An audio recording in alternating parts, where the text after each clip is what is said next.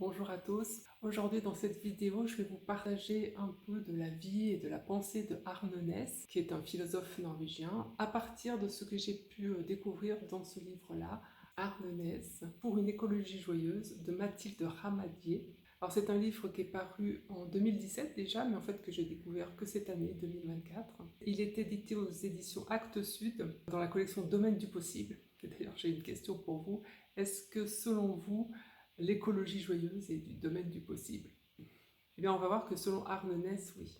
Alors, vous savez peut-être qu'il a élaboré l'écologie profonde.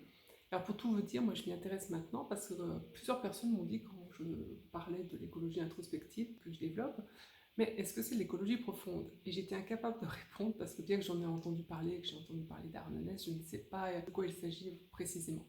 Arne Næss, en fait, c'est donc un philosophe norvégien qui a traversé tout le XXe siècle, puisqu'il est né en 1912 et qu'il est décédé en 2009. Je dirais qu'il a trois casquettes importantes: philosophe, également alpiniste de haut niveau, et on verra que c'est une importance, et également il est un engagé, non pas politique, mais un engagé écologique à sa façon. Et en fait, ces trois casquettes sont très entremêlées, elles sont vraiment intimement liées, et c'est ce qui est intéressant de découvrir à travers le livre de Mathilde Ramadier. Donc à partir de sa discipline qui est la philosophie, il a construit, élaboré une philosophie spécifique à la vie, à l'écologie, qu'il appelle l'écosophie, qui est fondée à la fois sur des concepts philosophiques, mais qui n'est pas abstraite, et qui est aussi ancrée à partir de son vécu, notamment dans la nature, et notamment avec la montagne. Arne Næss, en fait, il a vécu proche de la nature pendant son enfance. Assez vite, dans son adolescence, vers la vingtaine, il a commencé à gravir des petites montagnes en Norvège avec un ami, et puis après, il a commencé à faire de plus en plus haut, etc., jusqu'à des expéditions de haut niveau, puisqu'il allait sur les plus hauts sommets, notamment en Himalaya.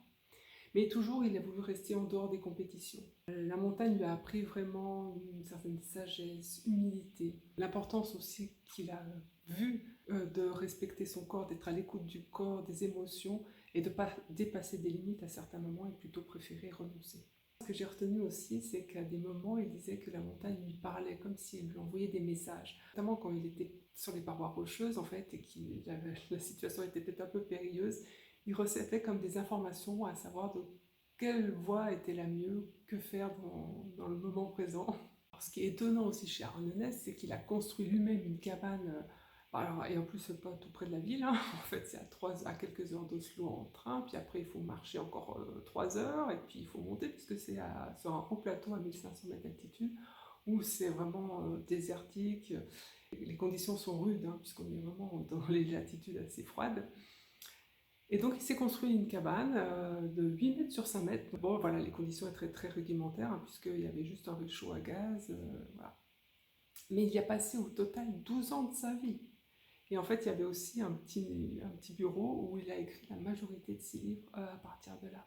Étonnant aussi, en fait, dans cette cabane, il y avait ses affaires de montagne, mais également des étagères avec des livres, et des livres de Bergson, de Spinoza, et également d'un dramaturge norvégien que je ne connaissais pas, alors je ne sais pas si je prononce bien, Ibsen, qui l'a aussi pas mal inspiré.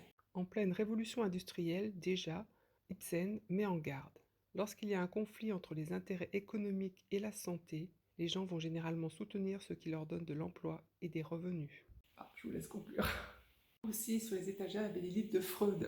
Alors pourquoi? Parce qu'il y a aussi un deuxième élément important de la vie de Arne Næss quand il était jeune. À 22 ans, il est allé poursuivre ses études à Vienne, et là, il a commencé une psychanalyse, mais alors une intense psychanalyse, parce qu'il y allait 6 jours sur 7, tous les matins, et il était donc en relation avec un médecin psychanalyste qui était collaborateur de Freud.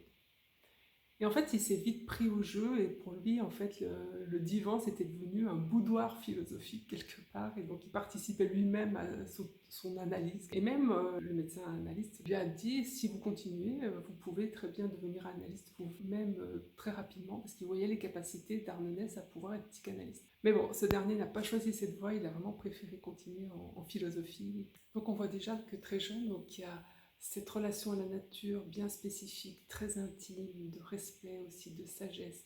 D'ailleurs, je ne sais pas signalé, mais quand il faisait des expéditions, il respectait vraiment le lieu et aussi les personnes. Il allait beaucoup à la rencontre des Sherpas, de leur vie, etc. et il respectait par exemple les montagnes sacrées. Donc cette relation très intime avec la nature, notamment la montagne, et puis cette exploration de lui-même, il allait à la rencontre de lui-même à travers cette psychanalyse, ce qui n'est pas rien. Plus toutes ces études philosophiques, en fait, tout ça, ça a nourri sa possibilité d'élaborer ce qu'il appelle l'écosophie et l'écologie profonde. Alors Arnaud Ness, il a été 30 ans prof à l'université d'Oslo, donc il a donné pas mal de cours là-bas. D'ailleurs, en tant que prof à l'université, il n'a jamais voulu s'enfermer dans un bureau. Mais par contre, il avait son bureau dans cette fameuse cabane. Il y a une petite anecdote qui me revient là, que j'ai lue dans le livre. Il a été 2 fois prof invité à Berkeley. Et la première fois, il y allait pour étudier les souris. Et en fait, une fois sur place, il a préféré étudier les scientifiques qui étudiaient les souris. Puis la deuxième fois, il y est retourné une dizaine d'années plus tard, en 1968. Et il aimait bien, en fait, apparemment, l'ambiance un peu libertaire de San Francisco, de la Californie du moment, même si c'est jamais dit hippie ou quoi que ce soit. Hein. Et en fait, après ce séjour, il a ramené en Norvège du LSD. Et il en a fait profiter ses étudiants de philosophie pour terminer aussi l'expérience dehors, sans vêtements. Donc j'ose même pas imaginer le tableau. Mais revenons à l'écologie. Alors dans les années 70, il tire la sonnette d'alarme par rapport à comment on se comporte sur la Terre et à quel point on va piller quelque part les ressources naturelles.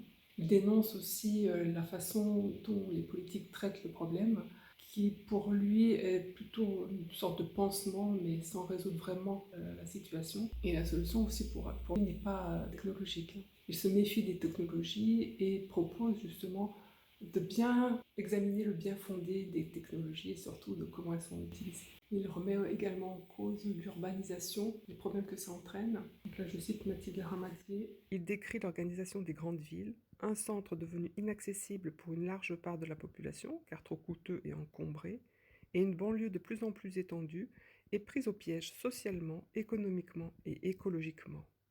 Philosophie, ou plus précisément l'écologie profonde, il l'appelle profonde par opposition à superficielle. Superficielle, justement, c'est comment les politiques réagissent, hein, on peut appeler ça l'écologisme, ce qui ne résout rien, en fait, dans le fond. Et pour lui, il y a une autre démarche, justement, plus profonde à avoir. Mais en fait, à avoir, c'est vraiment là aussi, si on veut, c'est ça qui est intéressant, je trouve aussi dans sa démarche, c'est qu'il n'est pas dogmatique et il ne va rien imposer. Comme c'est dit dans le livre, il ne cherche pas d'adeptes, mais au contraire, il va plutôt inviter à poser les bonnes questions. Et je trouve que c'est une belle attitude. Et c'est en 1974 qu'il sort son livre Écologie, communauté et site de vie, où il expose justement son écosophie et l'écologie profonde. À signaler aussi que dans les années 70, il avait déjà quitté l'université et en fait il s'engageait, il voulait vraiment s'engager à fond pour la cause écologique avec sa femme. Son écosophie repose sur la qualité, sur la relation en fait, qu'on peut avoir l'humain avec la nature, sur ses multiples possibilités en fait dans cette relation. L'importance de la sagesse, de l'humilité, également de prendre en considération les affects, les émotions et de ne pas les opposer au cognitif, à l'intellect. Également le côté intuitif qui est important, et donc ça rappelle justement ce qu'il a vécu avec la montagne. Je cite Mathilde Ramadier, « Il ne s'agit pas de s'oublier en tant qu'individu au profit d'une entité plus grande, mais de prendre activement conscience que l'on fait partie d'un tout, en l'occurrence d'un ensemble d'interactions essentielles. » Donc voilà, c'est encore l'importance de la relation. Un concept important aussi en écologie profonde, c'est celui de l'identification, que l'on peut approcher peut-être par le terme empathie, mais justement qui repose aussi sur comment on est en relation avec ce qui nous entoure. Et que lui a découvert, je pense, dans son vécu à travers sa relation à la montagne notamment. Alors quel est le lien avec la joie? Là, on l'a toujours peut-être pas vu. Alors, ce qui est intéressant aussi à signaler, c'est que quand, par exemple, il va dans sa cabane, certes c'est sans doute un refuge, mais il n'est pas coupé du monde moderne, puisqu'en fait il alterne entre les deux vies, et qu'en fait, quand il vit dans sa cabane, qui est relativement une vie spartiate, un peu austère, il dit que cette austérité n'est pas difficile pour lui, qu'elle n'est pas vécue négativement, et non plus qu'elle n'est pas issue d'une morale austère. Ça aussi c'est très important. Et c'est pour ça qu'il dit également que ce n'est pas fait pour tout le monde. Lui aimait ce type de vie, mais ça ne va pas être forcément le cas de tous. Il propose à chacun de développer sa propre écosophie.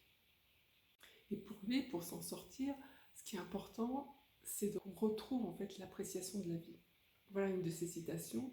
Si le sentiment d'impuissance est à ce point répandu à travers le monde, c'est en grande partie parce que nous pensons par désespoir et par pessimisme que nous ne sommes pas capables de jouir de la vie. Et on le voit bien actuellement, hein, il y a des problèmes environnementaux, ça peut nous mettre dans une humeur maussade, dépressive, de colère, où on se sent effectivement impuissant face à tout ce qui se passe. Et il va même plus loin. La misère du monde et l'approche de la catastrophe écologique nous condamnent-elles à la tristesse ? Je soutiens au contraire qu'il n'y a aucune raison d'être triste face à ces phénomènes. Suivant les positions philosophiques que je défends, cette tristesse est un symptôme de l'immaturité qui caractérise les personnes qui ne sont parvenues ni à se réaliser pleinement, ni à surmonter une certaine forme de passivité ou d'impuissance. L'action est le seul remède ou la seule psychothérapie face à la tristesse suscitée par la misère du monde. En fait, quelque part, il n'y a pas de frustration par rapport à ce que l'on a envie de développer sur Terre, dans la société, et ce, malgré la situation qui effectivement n'est pas rose. Je pense qu'il ne faut pas prendre mal le terme immaturité, bien sûr. Finalement, on est tous immatures, hein, globalement. Simplement, c'est de faire ce constat qu'il y a sans doute à changer notre état d'esprit, notre état d'être, pour dépasser la situation actuelle qui n'est pas flamboyante. Armenès ne dicte pas de conduite à suivre, mais invite chacun à prendre des décisions pour soi, dans le but de mener une vie plus épanouie et donc en accord avec la nature.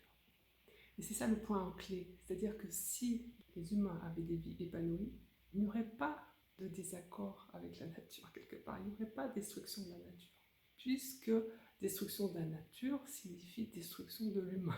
Et c'est là qu'on peut comprendre que de nouveau jouir de la vie, apprécier la vie, peut renverser la situation. Apprécier la vie, ça ne veut pas dire, ou profiter de la vie, ça ne veut pas dire profiter des autres. Alors qu'actuellement, il y a un peu une confusion dans nos habitudes actuelles, c'est plutôt effectivement ça, profiter, on va profiter de quelqu'un, profiter aux dépens de l'autre. Bon, mais là, l'idée, c'est pas du tout ça. C'est justement que l'écologie profonde s'appuie sur des valeurs dans l'action en accord avec ces valeurs qui sont le respect, l'humilité, la sagesse. À préciser aussi que pour lui, l'action, c'est une action non violente. Vivre sans agir et sans être joyeux, ce n'est pas vraiment vivre finalement. Et pour reprendre l'une des nombreuses métaphores de Ness, il faut rester actif et performant tout en se posant pour apprécier le doux plaisir du whisky dans la bouche, accepter quelques vices et incohérences. Et d'ailleurs, il disait, un philosophe, à la différence d'un professeur de philosophie, est celui dont la philosophie s'exprime à travers sa vie. J'ai essayé d'être les deux à la fois. Pour conclure, je dirais cette phrase de Mathilde Ramadier. À l'heure où tout nous affole, où tout semble nous pousser à nous résigner, je perçois dans les écrits d'Armenès un discours qui prône qu'attitude responsable et joie de vivre peuvent faire bon ménage. Ça donne envie, non ? Enfin, d'explorer au moins cette piste. En tout cas, voilà, si vous voulez découvrir Armenès, sa vie, ses œuvres, je vous conseille ce livre.